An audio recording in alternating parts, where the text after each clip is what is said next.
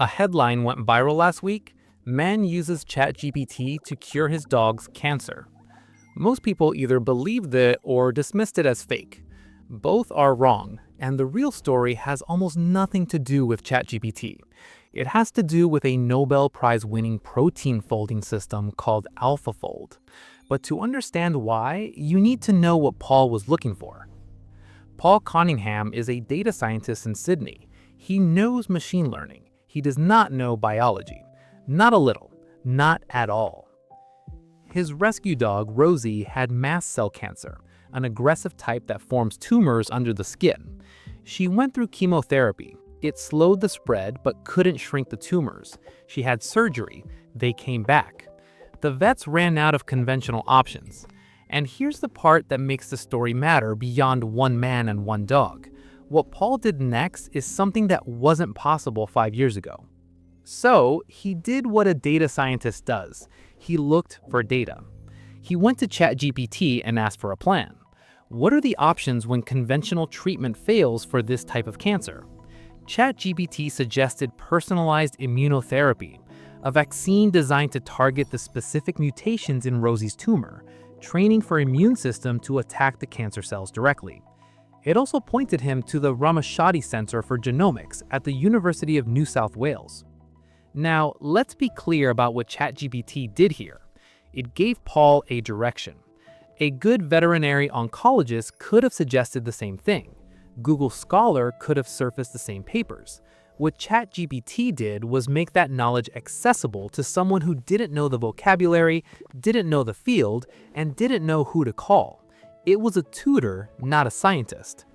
But what came next is where this story actually gets interesting, and it has nothing to do with chatbots.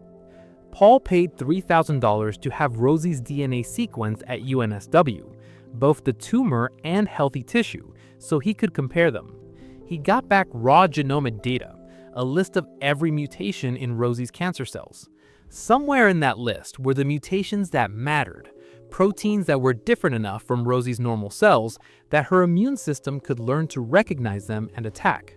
These are called neoantigens, and finding the right ones is the hard part. Think of it like this. Your immune system is a security guard. It checks IDs, not names, but faces. It recognizes the shapes of proteins on a cell's surface. Normal shape, you pass. Unfamiliar shape, you get attacked. A cancer vaccine works by showing the security guard a wanted poster. Here's what the bad guys look like, go find them. But to make that wanted poster, you need to know the shape. And for decades, figuring out a protein's 3D shape required X-ray crystallography or cryo-electron microscopy, months of lab work, expensive equipment, specialized expertise. This is where AlphaFold removes the bottleneck. If you watch my video on the 12 papers that built modern AI, AlphaFold was number 6. Here's what it looks like when that paper sees a life. It's DeepMind's protein structure prediction system, the one that won the Nobel Prize in Chemistry in 2024. You give it a sequence of amino acids and it predicts the three-dimensional shape that protein will fold into. Not in months, in hours. Not in a lab, from a web browser for free. Paul took the mutated gene sequences from Rosie's tumor, ran them through AlphaFold, and got the predicted 3D structures. From those shapes, he identified which neoantigens were most likely to be exposed on the cell surface, the ones the immune system could actually reach. Months of analysis condensed into a set of neoantigen candidates with predicted structures, the raw material for a vaccine targeting Rosie's specific mutations. That data made it to the desk of Paul Thordarson, director of the UNSW RNA Institute. Thordarson isn't a startup founder or an AI enthusiast. He's a nanomedicine researcher with over 130 publications, including in Nature, and former president of the Royal Australian Chemical Institute. When he looked at Paul's work, he didn't see a pet project. He saw a viable vaccine candidate, but the results would be messier than the headlines suggest.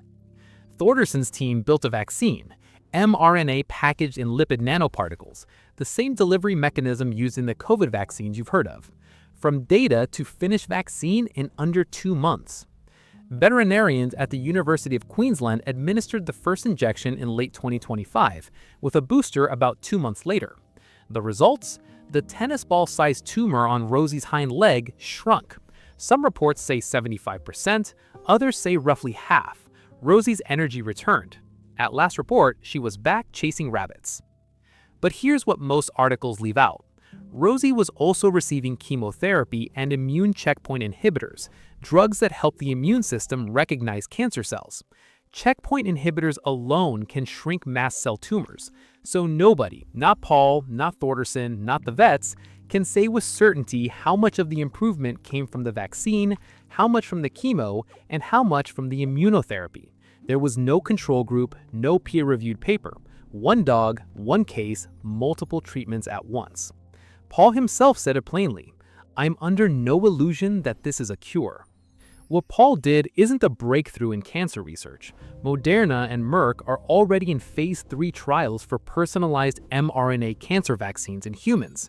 It's a breakthrough in access. I should note, I'm the kind of AI Pall started with, the tutor, the one that said try immunotherapy and pointed him to the right lab. That part of the story is useful but honestly modest. The AI that actually mattered here was AlphaFold, a completely different kind of system solving a completely different kind of problem, not generating text, predicting the physical structure of reality. If this kind of story, where we dig past the headline to find what actually happened, is what you want more of, subscribe. The tools exist right now.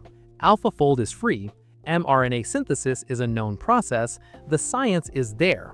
The reason this isn't happening for every dog and every person with cancer isn't the technology, it's the system around it. The cost, the regulation, the access. Pall got through because he was technical enough to use the tools, resourceful enough to find the researchers, and lucky enough to live near a world-class RNA lab. The question that matters isn't whether AI can help design a cancer vaccine. It clearly can. The question is who gets to use it.